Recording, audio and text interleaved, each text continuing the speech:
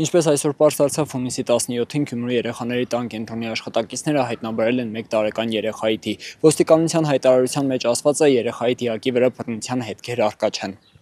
Ըստ նախնական տվյալների հունիսի 17-ին ժամը 6:20-ի սահմաններում Ներքին գործերի նախարարության ոստիկանության համայնքային ոստիկանության գլխավոր վարչության Մուշի բաժնում օպերատիվ տեղեկություն է ստացվել, որ ժամը 5:45-ի սահմաններում շտապօգնության խումբը Գյումրու երեխաների տուն պողակում արձանագրել է նշված մանկատան 1-ամյա Շահարուի մահը։ Կանչը գրանցվել է առավոտյան 16-ին լույս 17-ին մեր բրիգադի աշխատախմբի տեղ հասնելուն պես արդեն մենք տեսել ենք, որ տեղի հաստատության բժշկուհին եւ բուժքույրը միասին կազմակերպել են առաջին բուժօգնությունը եւ վերակենդանացման գործառույթներն իրականացրել։ Ունեցած տեղեկատվությունով երեխան ունեցել է մանկական ՏՑԲ ուղեղի կաթված օբստրուկտիվ թոքաբոր բրոնխիտ։ Վերակենդանացման գործառույթները արդեն իսկ շարունակվել է մեր բժշկական բրիգադի կողմից համատեղ մեր բժշկի ներկայությամբ գրանցվել է մահ։ Արտաքին զննությամբ դիակի վրա բռնության հետքեր չեն հայտնաբերվել։ Դեպքի փաստով կազմվել են փաստաթղթեր, որոնք փոխանցվել են Հայաստանի Հանրապետության քննչական կոմիտեի Շիրակի մարզային քննչական վարչություն։ Հրաչ Սահակյան, Խան Հովհաննիսյան, այսօր։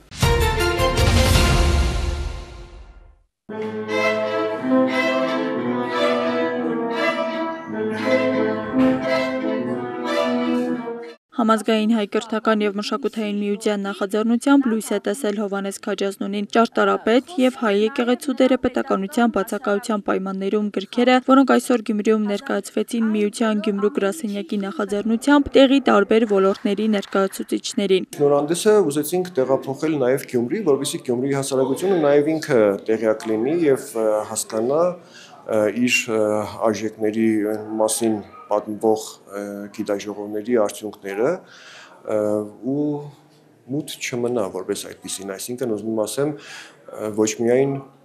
հացիվ, նաև բանիվ եւ այդ բանիվը Փառք Աստծո համազգայինը որպես կրթամշակութային միություն իր ուսերին առել է։ Գրքերի շնորհանդեսը միտված էր վերարժևորելու մեր պատմության առանցքային դեմքերին եւ ինստիտուտներին, որոնք շարունակել են կերտել ազգային ինքնությունը նաեւ պետականության բացակայության պայմաններում։ Այն ժողովուրդները, ազգերը, ովքեր գալիս են պատմությունից, այսինքն հրաշալի իմանալով իրենց պատմությունը, ճիշտ կերտում են իրենց ներկան եւ ապագան դառնում է ավելի հուսալի։ Միջոցառման նպատակն էր նոր հայացք նետել Քաջազնունու ճարտարապետական ժառանգությանը, ներկայացնելով նրա գործունեության բազմաշերտությունն ու ազդեցությունը հայկական մշակույթի վրա։ Հովհաննես Քաջազնունին այն 20-րդ դարի սյուներից էր, որը որքան էլ դաժան էր հայ ժողովրդի համար, բայց նաև սփոփանք էր եւ փարոս էր, որը ուղղորդում էր, ճանապարհ էր ցույց տալիս մյուսներին։ Քաջազնունին որպես առաջին հանրապետության առաջին վարչապետ հիմնակարային ազդեցություն է ունեցել նաև Գյումրու ճարտարապետության մեջ։ Ամենահայտնի նշանավոր գործերից մեկը Քաջազնունու գտնվում է այսօր Գյումրիում։ Ալեքսանդրապոլի շրջանում կառուցված ուրեմն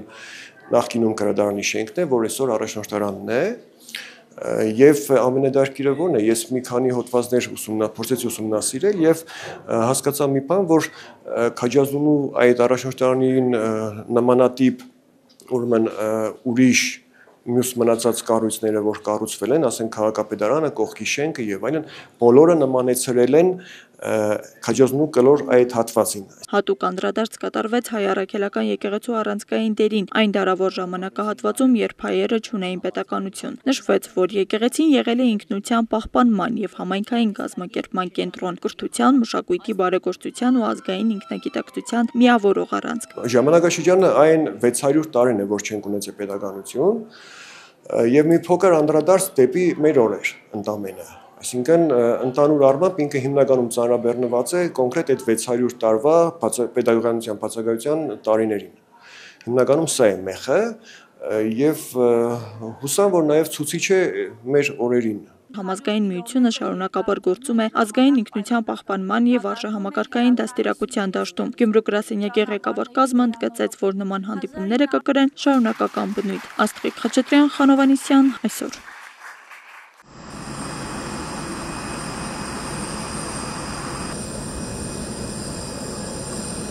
Վարչապետ Նիկոլ Փաշինյանն աշխատանքային այցով ժամանել է Թուրքիա։ Ստամբուլի միջազգային օդանավակայանում վարչապետին դիմավորել է Թուրքիայի արտաքին գործերի նախարարի տեղակալ Բերիս Էքինջին։ Նիկոլ Փաշինյանը հանդիպում կունենա տեղի հայ համայնքի ներկայացուցիչների հետ։ Երեկոյան կկայանա վարչապետ Նիկոլ Փաշինյանի եւ Թուրքիայի նախագահ Ռեջեփ Թայիպ Էրդողանի հանդիպումը։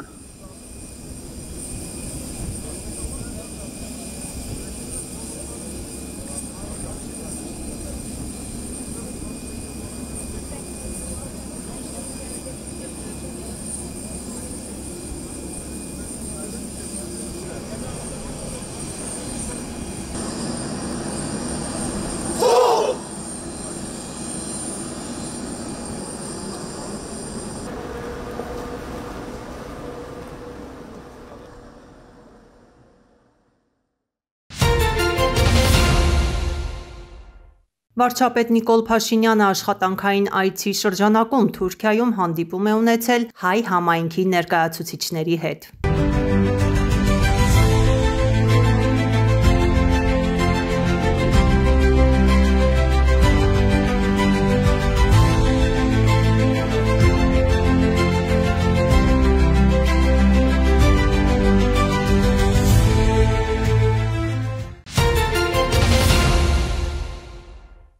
Հունիսի 20-ին ժամը 8-ից 9 ընկած ժամանակահատվածում Ադրբեջանի զինված ուժերի ստորաբաժանումները կրակ են բացել Սյունիքի մարզի ներքին Հանդ բնակավայրի ուղղությամբ, ինչի հետևանքով վնասվել է բնակելի տուն, տուժածներ չկան։ Ադրբեջանական կողմին կոչ են անում հետաքննել ներքին Հանդի բնակելի տան գնդակոծման փաստը եւ հանդես գալ հրապարակային պարզաբանումներով, ասված է Հայաստանի պաշտպանության նախարարության հաղորդագրության մեջ։ Ազգային ժողովի նախագահ Ալեն Սիմոնյանն ընդունել է Վրաստանի խորհրդարանի մշակույթի հանձնաժողովի նախագահ Գեորգի Կապունյայի գլխավորած պատվիրակությանը։ Զրուցակիցների քննարկումների առանցքում են եղել միջխորհրդարանական կապերի զարգացմանը վերաբերող հարցերը։ Հանդիպմանն անդրադարձ է կատարվել նաև տարածաշրջանային զարգացումներին եւ երկկողմ հետաքրքրություն ներկայացնող այլ հարցերի։ Ոգելիցի շուկա մտնելով բացառապես մրգային հումքից պատրաստված թորվածքներով, սալորի, ծիրանի, խնձորի, օղիներով գործունեության արդեն 6-րդ տարին բոլորող ընկերությունը պարբերաբար տեսականին համալրում է ալկոհոլային նոր համ ու երանգներով։ Ամենատարբեր խաղողի գինիներով, լիկյորների շարքով, նռան, ծիրանի, սերկեֆիլի, 1 տարուց ավելի արդեն որ մրգային թորվածքները նաև պահ են տալիս կաղնեփայտե տակառներում հնեցնում։ Նորարարությունը մեր զարգացման ռազմավարության կարևորագույն ընդգծված ուղղություններից է եւ նոր պրոդուկտներ պետք է ավելացվի։ Որպեսզի գործի ընթացքն անխափան լինի, բիզնես ստարտից առաջ ուղենշային ընտրված հավակնություններն իրագործելի արտադրությունն ամբողջությամբ նոր սերնդի սարքավորումներով են կահավորել, բարձրորակ խմիչք արտադրելու անհրաժեշտ պայմաններ ստեղծել։ Սկսած միջազգային ստանդարտերով գործող լաբորատորիայից մինչև ֆիլտրացման հատուկ ապարատներ, ջերմաստիճանի ավտոմատ կառավարման պահամաններ, արտադրության հիմնումը համընկավ պետական աջակցության լիզինգի ծրագրի մեկնարկին։ Հենց այդ հնարավորությունը թույլ տվեց մեծ ներդրումներ անել, կարճ ընթացքում ձեռք բերել, ինչն անհրաժեշտ է։ Լիզինգի շեմն արդեն գերազանցում է 200 միլիոն դրամը։ 19 թվականից մենք մեր առաջի սարքավորումները լիզինգային ծրագրերով ներմուծեցինք եւ ամեն տարի փուլ առ փուլ այդ ամեն ինչը կազմակերպվել է, սուբսիդավորումը, որը կատարվեց կառավարության կողմից, մեզ շատ օգնեց, թեթևացրեց եւ այդ վարկային բեռը իմպուլս տվեց, որովհետեւ մենք ավելի շատ ներդրումներ կատարենք։ Շշալցման ու պիտակավորման ունիվերսալ հոսքագիծը թույլ է տալիս օրական մինչև 12000 շիշ խմիչք արտադրել։ Պոտենցիալն այսօր իրացնում են մասնակի, բայց առաջիկա տարիներին մտադիր են հասնել մաքսիմումին, արտահանման շուկաները դիվերսիֆիկացնել, ծավալներն ավելացնել։ Արտահանման նշաձողը պլանավորում են հասցնել տարեկան արտադրանքի 80%-ին։ Անցյալ տարի մոտավորապես 60% արդեն արտահանման ծավալը մեզ մոտ կազմեց։ Արտահանում ենք այսօրվա դրությամբ մոտ 9 երկիր, ընդ որում եւ Ամերիկա, եւ եվրոպական երկրներ, եւ Ռուսաստանի Դաշնություն։ Արտադրությունները վերազինել ժամանակակից նոր սարքավորումներով, բարձրացնել թողարկվող արտադրանքի որակը, արտադրողականության տեմպն ու վաճառքի ցուցանիշները բարելավել, ագրոպարենային ոլորտի սարքավորումների լիզինգի ծրագիրը որպես լուծում արտադրողի համար առաջնային այս նպատակների գյուղաճակցության ծրագրերից ամենապահանջվածներից է մնում։ Միայն 2025-ի առաջին 4 ամսում հաստատվել է 43 նոր հայտ, 117 նոր սարքավորում է բիզնեսը ձեռք բերել մոտ 10 միլիոն դրամի սահմաններում։ Իսկ ընդհանուր լիզինգի պորտֆելը մեկնարկից հաշված հատում է արդեն 48 միլիարդ դրամի շեմը։ Ծրագիրը կայացրեց լիզինգի շուկան, բանկերը լիզինգը տրամադրում էին բավականին բարձր կանխավճարով։ եւ նաեւ տոկոսադրույքով։ Կանխավճարի չափը հասնում էր գրեթե մինչեւ 40-50%-ի։ Ծրագիրը շուկան բարեփոխեց ամբողջությամբ եւ 20% կանխավճարը դարձավ ուղղորդիչ։ Պետությունը այս պահին ստանձնում է 10%-ային կետի սուբսիդավորում։ Ագրոպարենային ոլորտի բոլոր ուղղություններն են լիզինգի հնարավորությունից օգտվում բուսաբուծությունից մինչև անասնապահություն ամենամեծ հետաքրքրությունը սակայն վերամշակող ճյուղից է ջերմատնային սառնարանային տնտեսություններ հիմնողներից են նաև հայտերը շատ։ Բարբերաբար ծրագիրը վերանայվում է, թիրախային լավարկումներ են արվում։ Ծրագրից օգտվելու հնարավորություն է ընձեռնել նաև համայնքներին, պայմանները լավարկվել են շարժական եւ շարժական մոդուլային սպանդանոցների ձեռքբերման նպատակով, եթե սովորական ծրագրի պայմաններով լիզինգի 10%-ային կետն է սուբսիդավորվում, այս պարագայում սուբսիդավորվի լիզինգի 12%-ային կետը եւ 20% կանխավճարի 80%-ը։ Լիզինգով նորգույք ձեռք բերելու համար նույն շահառուն կարող է դիմել մի քանի անգամ։ Միակ սահմանափակումն է, որ ընդհանուր պորտֆելը չգերազանցի սահմանված վերին շեմը 2 միլիարդ դրամը։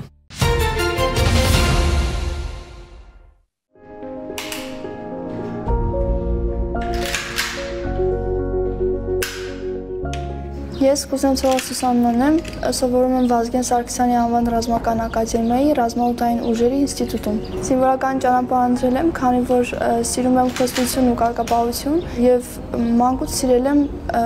դժվարություններ հաղթահարել։ Սուսաննան 1 տարի է, ինչ գրում է կուրսանտի ուսադիրները։ Երիտասարդ աղջիկը մեծ ոգևորությամբ է սովորում ակադեմիայում, պատրաստ է դիմագրավել ցանկացած մարտահրավեր։ Ինչպես նշեցի, ես սիրում եմ դժվարություններ հաղթահարել եւ իմ կարծիքով զինված ուժերը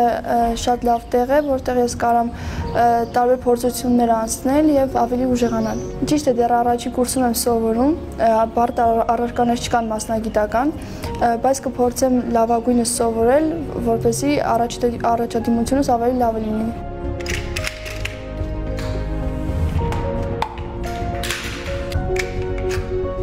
Իմ առօրյայի մի մասն է դարձել համազգեստը,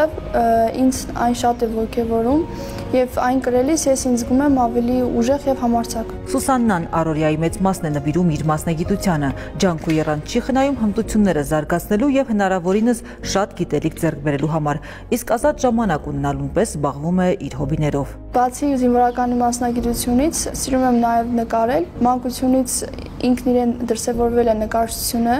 խմբակների չեմ մասնակցել, երբ նկարում եմ ավելի շատ լիցքաթափվում եմ, փորձում եմ իմ զգացմունքները փոխանցել ներկերի եւ նկարների միջոցով։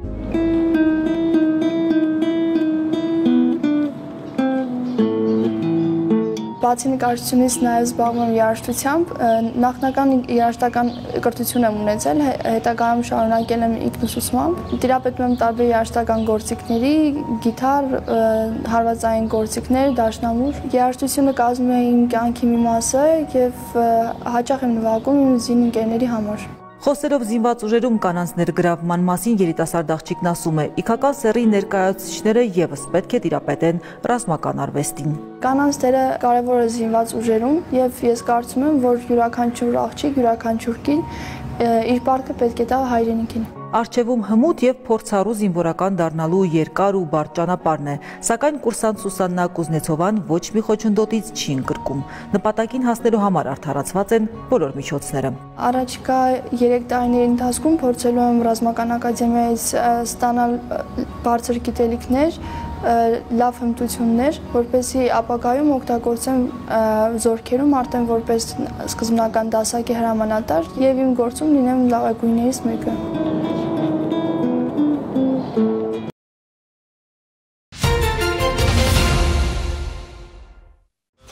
Իսրայելի զինված ուժերը հարվածել են Թեհրանին, Սպահանին եւ այլ բնակավայրերի։ Ըստ ցահալի կիրառվել է ավելի քան 60 կործանիչ, խոցվել են տասնյակ ռազմական օբյեկտներ, այդ թվում հրթիռների արտադրություններ։ Թիրախում է հայտնվել Թեհրանի միջուկային հետազոտությունների կենտրոնակայանը։ Իրանն էլ հրթիռակոծել է Իսրայելը, այդ թվում բալիստիկ հրթիռներով։ Բեերշեբա քաղաքում կան վիրավորներ։ Պահպանվում է Հակամարտությանը Միացյալ Նահանգների ներգրավման մտավախությունը։ Սպիտակ տան խոսնակը հայտնել է, որ ԱՄՆ նախագահը համապատասխան որոշում կկայացնի առաջիկա 2 շաբաթվա ընթացքում։ Քերոլայն Լևիտի խոսքով Վաշինգտոնը կարծում է, որ դեռ Իրանի հետ բանակցությունների հավանականություն կա։ Նա տեղեկացրել է, որ Թեհրանի հետ շփումները շարունակվում են։ Reuters գործակալությունը հղում կատարելով իր դիվանագիտական աղբյուրներին հայտնել է, որ Իսրայելը իրանական հակամարտության ֆոնին ԱՄՆ նախագահի հատուկ բանագնաց Սթիվ Ուիտկոֆը եւ Իրանի արտգործնախարար Աբբաս Արաղչին արդեն մի քանի անգամ հեռախոսազրույց են ունեցել, փորձելով գտնել դիվանագիտական ելք ստեղծված ճգնաժամից։ Դոնալդ Թրամփն էլ քննադատել է Wall Street Journal-ի հրապարակումը, թե ինքն արդեն որոշում է կայացրել Իրանի միջուկային օբյեկտներին հարվածելու մասին։ Նրանք անգամ պատկերացում չունեն, ես ինչ եմ մտածում Իրանի հետ կապված, նշել է Թրամփը։ Արևմտյան ԶԼՄ-ները գրում են, որ առաջիկայում ամերիկյան ուժերը կարող են հարվածել Իրանի ամենապաշտպանված Ֆորդոյի միջուկային օբյեկտին։ Վաշինգտոնից շարունակում են պնդել, Իրանը չի կարող միջուկային զենք ունենալ։ Այս կոչերը հնչում են ատոմային էներգիայի միջազգային գործակալության հայտարարությունների ֆոնին, որ Իսրայելի հարձակման պահին Իրանը միջուկային զենքի ստեղծմամբ չի զբաղվել։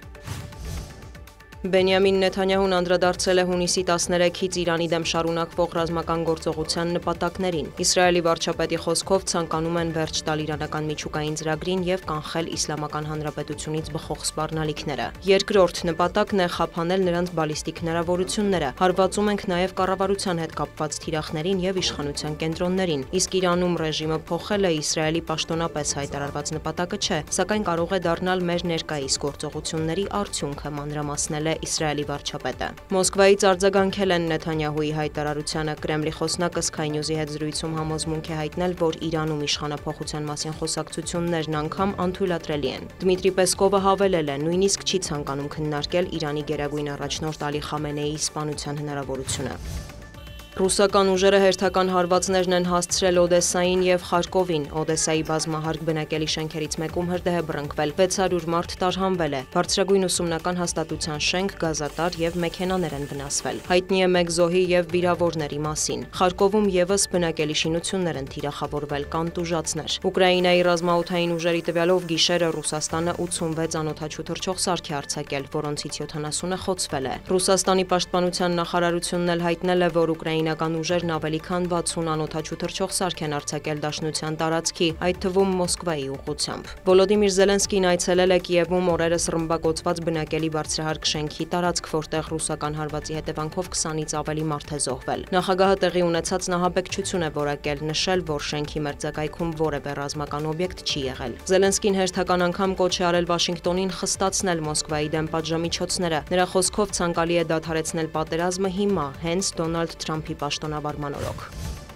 Ուկրաինայի եւ Ռուսաստանի միջև նոր բանակցությունների ամսաթիվը կարող է համաձայնեցվել հաջորդ շաբաթ, հայտնում են Կրեմլից։ Ռուսաստանի նախագահի խոսնակ Դմիտրի Պեսկովը նշել է, որ հարկավոր է նաեւ հասկանալ հակամարտության կարգավորման վերաբերյալ Կիևի եւ Մոսկվայի ներկայացրած հուշագրերին կողմերի վերաբերմունքը։ Ուկրաինայի եւ Ռուսաստանի թիմերի երկրորդ հանդիպումը տեղի է ունեցել Ստամբուլում հունիսի 2-ին։ Կողմերը պայմանավորվել են ռազմագերիների եւ զոհված զինծառայողների մարմինների լայնածավալ փոխանակման մասին, ինչպես նաեւ ներկայացրել պատերազմի դադարեցման պայմանները։ Կիևը հայտարարել է, Մոսկվան անիրատեսական պահանջներ է առաջ քաշում, այն է հրաժարվել ռազմական դաշինքներին եւ կոալիցիաներին անդամակցելու մտադրությունից, ունենալ չեզոք ոչ միջուկային կարգավիճակ, Ռուսաստանի կազմում ճանաչել Ղրիմը, Լուգանսկը, Դոնեցկը, Զապորոժիեի եւ Խերսոնի մարզերը, հրաժարվել այլ երկրների հետ ռազմական գործակցությունից, կրճատել բանակը, ռուսաց լեզվին տալ պաշտոնական կարգավիճակ եւ այլն։ Զուգահեռ Ուկրաինան պահանջում է շուտապույտ հրադադար հաստատել առանց որևէ նախապայմանի, ինչից հետո կքննարկվեն ավելի լուրջ հարցեր, այդ թվում նախագահների մակարդակով։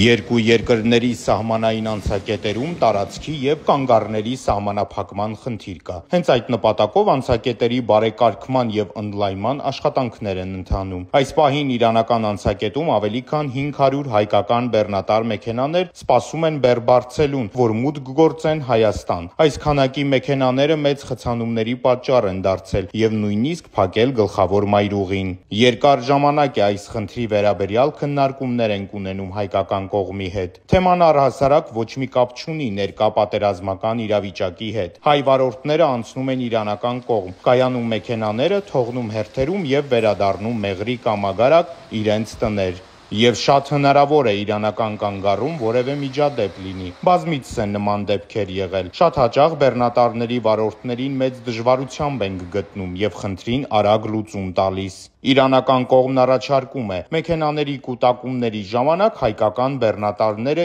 Իրանի անցակետ չհասնեն եւ մնան հայկական կանգառում, մինչդեռ հայկական անցակետն էլ կայանատեղիի եւ թողունակության սահմանափակումներ ունի։ Օրական առավելագույնը 100-ից 120 հայկական բեռնատար է կարողանում տեղավորել։ Հայաստանի անցակետի աշխատակիցները մի քանի օր առաջ եղան իրանական անցակետում, տեղում ծանոթացան խնդիրներին, կանգառի տարողությանը։ Իրանական կողմն առաջարկում է, որ հայկական բեռնատարները այս օրերին ժամանակավոր մուտք չգործեն Իրան, սպասեն մինչև հոսքը թեթևանա, երբ համեմատաբար դատարկվի հայկական բեռնատարների կայանատեղին, այդ ժամանակ էլ հայկական անցակետի թողունակությանը համապատասխան որոշակի քանակով մեքենաներ բաց կթողնեն դեպի Իրան։ Սա երկու առավելություն ունի։ Նախ հայկական բեռնատարները անտեղի չեն սպասի իրանական կանգառում եւ խնդիրներ չեն ունենա։ Երկրորդ, մուտք գործելիս նույն օրը բարձեն իրենց բեռը եւ հաջորդ օրը դուրս կգան կայանատեղիից։ Սա կարճ համառոտ բացատրություն է ունեցած հանդիպումների արդյունքից։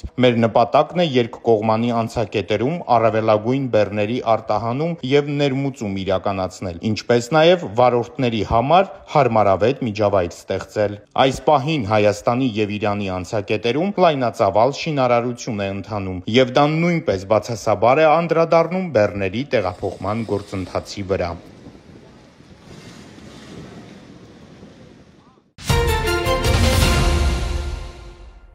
2025 թվականից շրջանառության հարկի դաշտում գործող առևտրական գործունեություն իրականացնող փոքր ու միջին բիզնեսը հարկերը կհաշվարկի նոր մեխանիզմով։ Փոփոխությունների արդյունքում շրջանառության հարկի դրույքաչափը 10% է սահմանվել, սակայն տնտեսվարողներն իրենց կողմից կատարված փաստաթղթավորված ծախսերի հաշվին ավելի քիչ հարկ վճարելու հնարավորություն ունեն։ Կատարված փոփոխությունների արդյունքում առևտրական գործունեություն իրականացնող տնտեսվարողները շրջանառության հարկի գումարը կարող են նվազեցնել ապրանքների սկզբնական արժեքի, վարչական եւ իրացման ծախսերի հանրագումարի 9.5%-ի չափով։ Ինչ է սա նշանակում, որ 10% շրջանառության հարկի փոխարեն իրենք կարող են վճարել ավելի քիչ հարկ, ընդհանուր վճարման ենթակահարկը նվազեցնելով մինչև շրջանառության 1%։ Դիցուք, եթե առաջին երամսյակում առևտրական գործունեությունից ստացված եկամուտը տնտեսվարողի մոտ կազմել է 6 միլիոն դրամ, ձեռք բերված ապրանքների սկզբնական արժեքը 4 միլիոն դրամ է, իսկ այլ ծախսերը 1 միլիոն դրամ, ապա առաջին երամսյակում ծախսերի 9.5% նվազեցման արդյունքում շրջանառության հարկը 600.000 դրամի փոխարեն կկազմի 125.000 դրամ։ Սակայն պետք է հիշել, որ շրջանառության հարկի նվազագույն չափը եկամտի 1%-ից պակաս չպետք է լինի։ Այսինքն նվազեցումից հետո տնտեսվարողը շրջանառության առնվազն 1%-ը պարտավոր է վճարել որպես հարկ։ Իսկ առքուվաճառք իրականացնող տնտեսվարողը որ ծախսերը կկարողանա նվազեցնել։ Նախ եւ առաջ վերջինս կարող է նվազեցնել փաստաթղթերով հիմնավորված ապրանքների սկզբնական արժեքը, որն ընդգրկում է ապրանքների ձեռքբերման գինը, տեղափոխման ծախսերը, չփոխհատուցվող հարկերը եւ ապրանքների ձեռքբերման հետ անմիջականորեն կապված այլ ծախսեր։ Բացի այդ, տնտեսվարողը նվազեցնելու հնարավորություն ունի նաեւ փաստաթղթերով հիմնավորված վարչական եւ իրացման ծախսերը,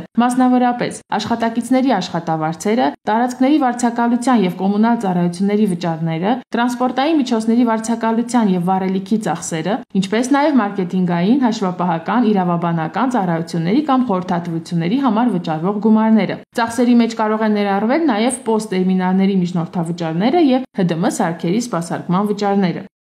Իդեպ օրերս ՊԵԿ-ն ամփոփել է առքուվաճառք իրականացնող տնտեսվարողներին ուղղված աջակցության ծրագրի առաջին եռամսյակի արդյունքները։ Վճարված շրջանառության հարկի եւ նույն ժամանակաշրջանում առևտրական գործունեությունից ստացված եկամտի 5%-ի տարբերության չափով գումար եւ լրացուցիչ աջակցություն ստանալու համար ոլորտի ներկայացուցիչները պետք է դիմում ուղարկեն կոմիտե եւ բավարարեն որոշ չափանիշների։ Առաջին եռամսյակի ամփոփված տվյալներով ասեմ, որ աջակցության ծրագրից օգտվելու համար պետական եկամուտների կոմիտեը դիմել է 106 տնտեսվարող,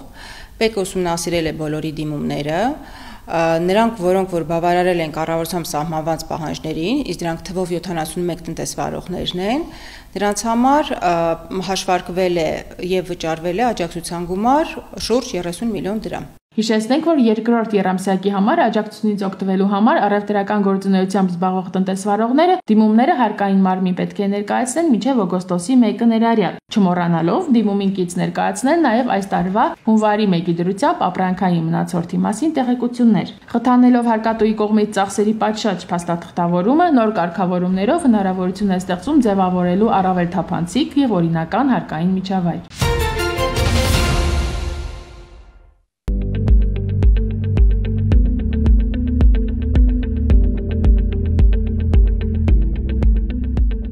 Նույնականացման քարտերի թողարկման պահանջարկը վերջին շրջանում մեծացել է պայմանավորված կառավարության նախանշած հայտարարագրման գործընթացով։ Ներքին գործերի նախարարության միգրացիայի եւ քաղաքացիության ծառայությունը հանձն է առել նոր թվային լուծումներով ապահովել նույնականացման քարտերի տրամադրման գործընթացը։ Գործարկվել են նաեւ նույնականացման քարտերի տպիչ 2 սարքեր, ինչի արդյունքում բարձրացել է տպագրման որակը եւ վերակարգավորվել համակարգը։ 2025 թվականի հունիսի 17-ի դրությամբ ծառայությունում ընդունվել են նույնականացման քարտի 131,104 դիմում, որից տպագրվել է 120,066 նույնականացման քարտ, տպագրության փուլում է 11,038 նույնականացման քարտ։ Հերթագրման համակարգում սպասում է 52,160 քաղաքացի, որից 40,645-ը Երևանում։ 2024 թվականին նույնականացման քարտ է ստացել 161,000 անձ։ Սա 2.5 անգամ շատ է 2023 թվականի ցուցանիշից։ Ստացվում է, որ 2025 թվականի հունիսի դրությամբ ցուցանիշը գրեթե մոտենում է անցած տարվա սպասարկման ծավալներին։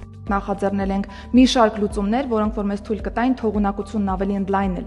Նույնականացման քարտերի տպագրության եւ կարողանայինք ավելի մեծ ծավալ սպասարկել մեր քաղաքացիներին, եթե այսօրվա կտրվածքով նայենք, օրական շուրջ 1000 նույնականացման քարտի սպասարկում կարող ենք ունենալ, բայց այս թիվը արդեն իսկ ենթակա է լինելու կրկնապատկման, որովհետեւ մենք ձեռք ենք բերել 2 նոր տպագրական սարքերի համար նախատեսված լազերային համակարգ, որը թույլ կտա ավելի արագ տպագրություն իրականացնել նույնականացման քարտերի եւ ըստ այդմ թողունակությունն ավելի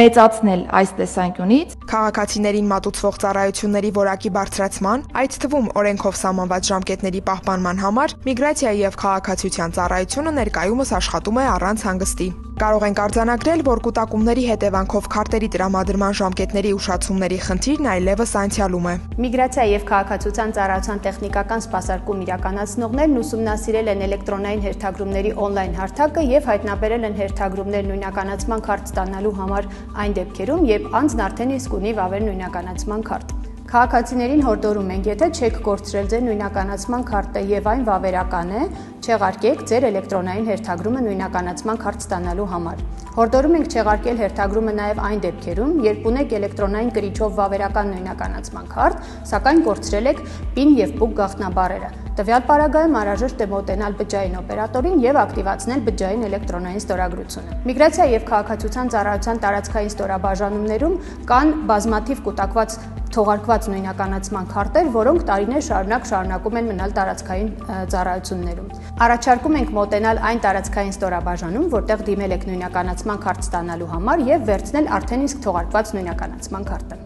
Եթե դեռ չունեք նույնականացման քարտ, ապա անհրաժեշտ է մուտք գործել migration.egov.am կայքի նույնականացման քարտի տրամադրում բաժին, ընտրել ազատորն ու ժամը եւ մոտենալ սպասարկման։ Մարզերում իրականացվում է նաեւ կենթանի հերթի ձևաչափով սպասարկում։ Կարող եք մոտենալ Երևանից դուրս գտնվող Միգրացիայի եւ քաղաքացիության ծառայության ձեզ հարմար ցանկացած տարածքային ստորաբաժանում եւ տեղում հերթի տերմինալից կտրոն վերցնել, սպասել ու սպասարկվել։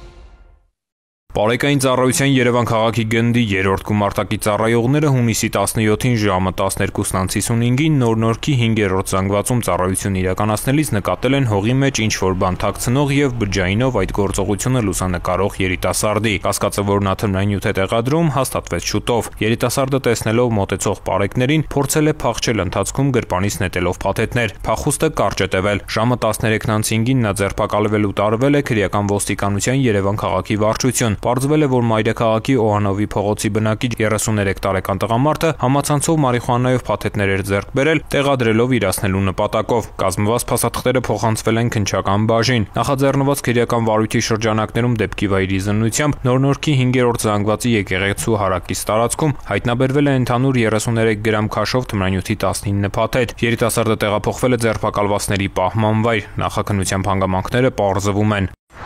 Հատկապես պատանիները փաթեթով թմրամիջոց տեղադրելուն վերաբերում են որպես վարձատրվող աշխատանք։ Սա մեղմ ասած ճակատագրական սխալ է։ Թմրամիջոցով փաթեթներ տեղադրելը քրեաիրավական իմաստով եւս թմրամիջոցի իրացում է, ընդ որում շահադիտական նպատակներով։ Այս հանցանքի համար նախատեսվում է բացառապես ազատազրկման ձևով պատիժ։